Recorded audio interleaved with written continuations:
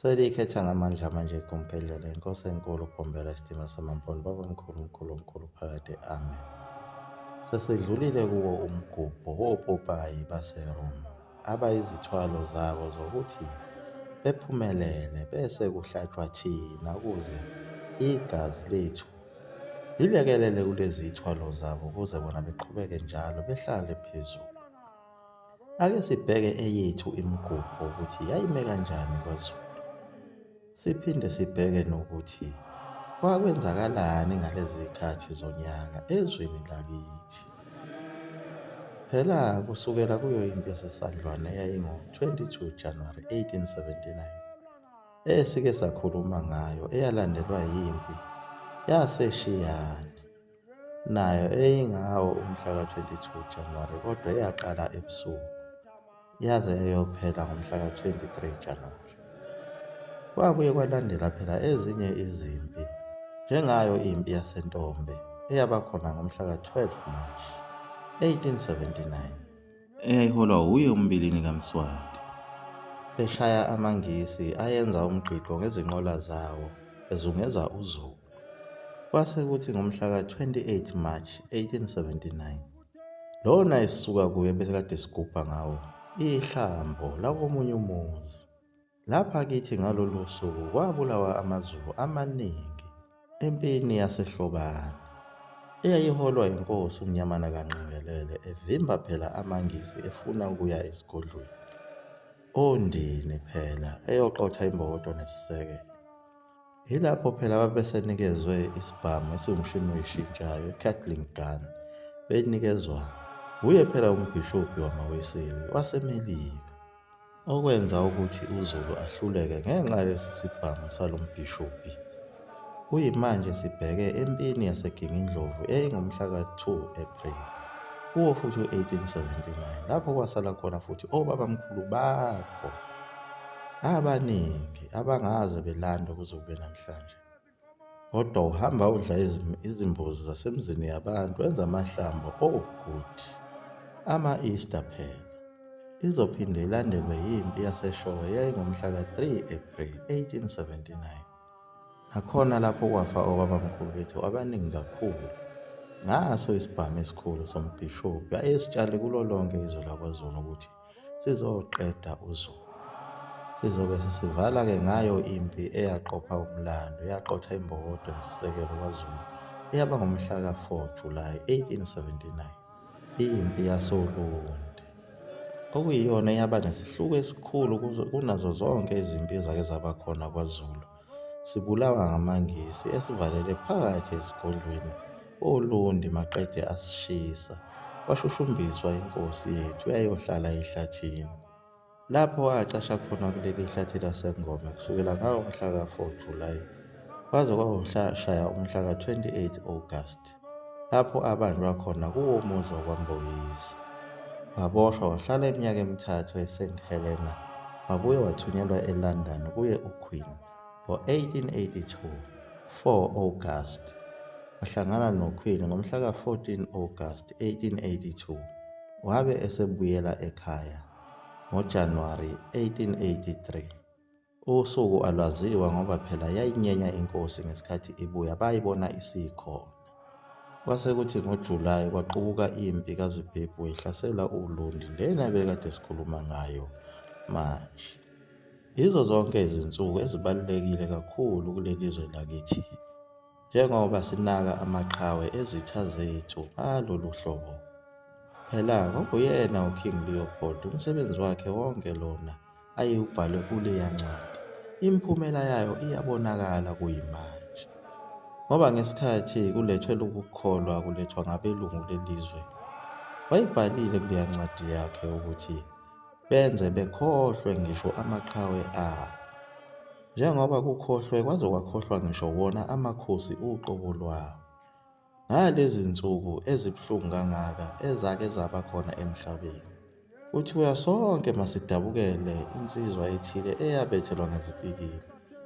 Ibuphi ubuhlungu obukhulu obake bavela emhlabeni obungadlula lobu obenzeka kwaZulu, sishawa ngesibhamu esiyumshini oyishintshayo sivalelwe izingane, ogogo, omkhulu. Saphucwa ngisho izinkomo zethu, yiphi enye inhlungu yake yavela emhlabeni.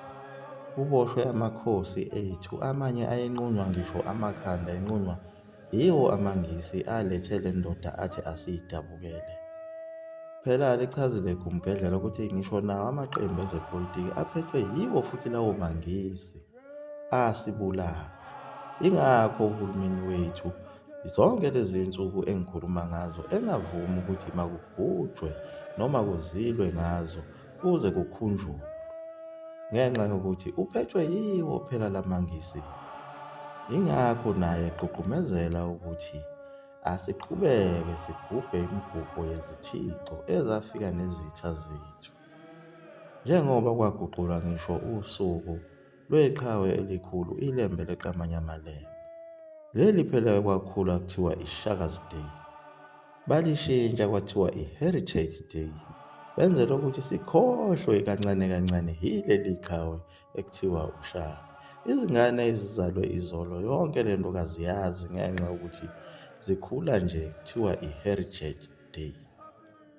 Nayo futhi i-Dingaan's Day lena bayiqeda, abaningi nje abancane abayazi i-Dingaan's Day. Lena eseyashintshwa kwathiwa i-Reconciliation Day ngenxa yokuphathwa ngabadayisi. Kumgedlela liyawahlaba kakhulu nawo amakhosi alandela lenkolo, ngoba phela amakhosi iwona ihola obabamkhulu bethu abagcina befele kuzo zonke lezi zimpi, kodwa wona ekugcineni aselandela futhi zona izitha zethu lezi. Inkosi enjani ewumKristu? Ekubeni phela inkosi iyona ehola isizwe kuwo wonke amasiko nemikhosi yakwaZulu, ngoba phela kumgedlela lichazile kuyo incwadi kaKing Leopold ukuthi uKristu lobabuza ukuthi izoqeda ngisho amasiko abantu kuze kudliwe wonke umnotho. Le ncwadi yayisho ukuthi 1. Shumayela kodwa ubeke izidingo ze-Europe phambili. 2. Ungabafundisi ngoNkulunkulu ngoba bayamazi. 3. Umsebenzi wenu ukuyobaphatha nokuhweba. 4. Nihumushe ivangeli ngendlela yokuvikela izimfuno zenu. 5. Benzeni bangabi nandaba nengcebo engaphansi kwabo. 6. Benzeni bangacabangi ukuniketula ngelinye ilanga. 7. Sebenzisani amavesi ukukhuthaza abamnyama bethande ukuhlupheka. Luka 5 verse 20, Mateyu 5 verse 3. 8. Bafundise ukuthi kuyisono uceba ngeke ubone umbuso wezulu. Mateyu 19 verse 23 to 24. 9. Bahlukaniseni nibenze balahle onke amasiko abawanikezwa uNkulunkulu. 10. Qedani futhi nibenze bebukele phansi zonke izinkolelo zabo ukuze banganivukeli ngelinye ilanga. 11. Yenzani abantwana babo balalele nina bengalaleli abazali babo. 12. Abazi ukuthi umfundisi uyena onguyise wemiphefumulo yabo. Vumelani abantwana beze kini. 13. Bafundiseni ukufunda kodwa bengacabangi. 14. Baguqule abamnyama ngokusebenzisa isiswephu. 15. Gcina amakhosikazi wabo 9 months bekusebenzela bengayi emakhaya.